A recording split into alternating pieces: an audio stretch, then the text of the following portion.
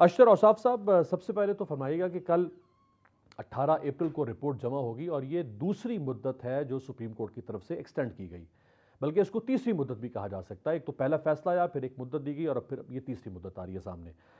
आज तक के फैसले के मुताबिक तो अमल दरामद नहीं हुआ। कल क्या आप मुतवक्के कर सकते हैं? वो तो सब डिपेंड करेगा जी कि रिपोर्ट क्या है और रिपोर्ट के मंदरजात क्या हैं, उसके पीछे क्या एम्पिरिकल एविडेंस, यानी उसके पीछे सपोर्ट करने के लिए, उसको मजबूत करने के लिए जो कुछ भी वो कह रहे हैं, उनके पास क्या आज़ाद शुमार हैं और किस तरीके से वो अपने केस को प्रेजेंट करेंगे। उससे पहले कुछ कहना मेरे ख्याल है करीने क्यास होगा। ये ज़रूर है कि सिर्फ और सिर्फ इकोनॉमिक सिचुएशन की बात नहीं है, और शायद ये भी नहीं है कि ये मुआशी बहरान की बात है। बात तो ये है कि क्या एक ही काम के लिए आप 2 दफ़ा पैसे खर्च करना चाहेंगे, और क्या हमारे पास ये हम इस चीज़ के मुतहम्मिल हो सकते हैं कि क्या फ्रेगमेंटेड इलेक्शंस हों, ऐसे इलेक्शंस हो जाएं जिसके ऊपर लोगों की शायद एतबार ना हो, कोई ऐसी सिचुएशन बन जाए वेयर एक रिकरिंग चीज आ जाए कि पहले सूबाई असम्बलियों के इलेक्शन हुआ करेंगे और उसके बाद नेशनल असम्बलीज के इलेक्शन हुआ करेंगे, और इस तरह की ये डिस्पैरिटी से आ जाएगी।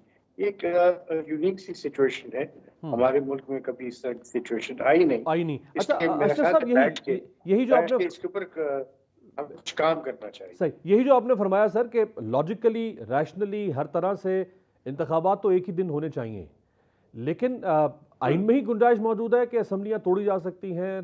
चीफ मिनिस्टर कभी भी तोड़ सकता है। अगर वो वस्त मुद्दत में तोड़ दे तो 2.5 साल बाकी होंगे, पर 2.5 साल ऐवान कैसे खाली रखा जाए? 3 महीने से पंजाब और खैबर पख्तूनख्वा के अवाम के पास हक की नुमाइंदगी नहीं है। अक्टूबर में इलेक्शन होंगे तो मजीद 6 महीने के लिए ऐवान नहीं होगा। तो ये भी तो कोई दानिश में आने वाली बात नहीं ना कि 9 महीने तक एक मुंतखब ऐवान ही मौजूद ना हो।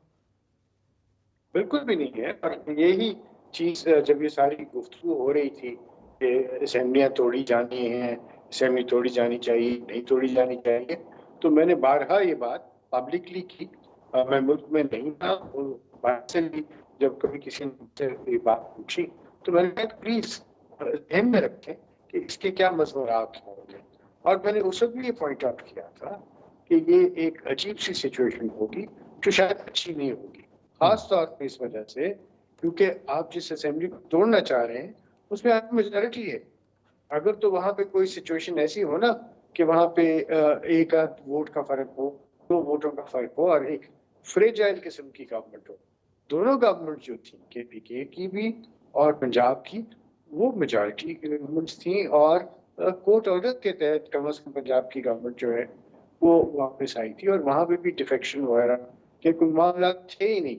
सो ऐसी कोई चीज नहीं थी जहाँ पे इलेक्ट्रेट के पास जाने की जरूरत पड़ती, जहाँ आप चाहते हैं कि आप एक ओवरवेलमिंग मेजॉरिटी लेके दोबारा असेंबली में आए।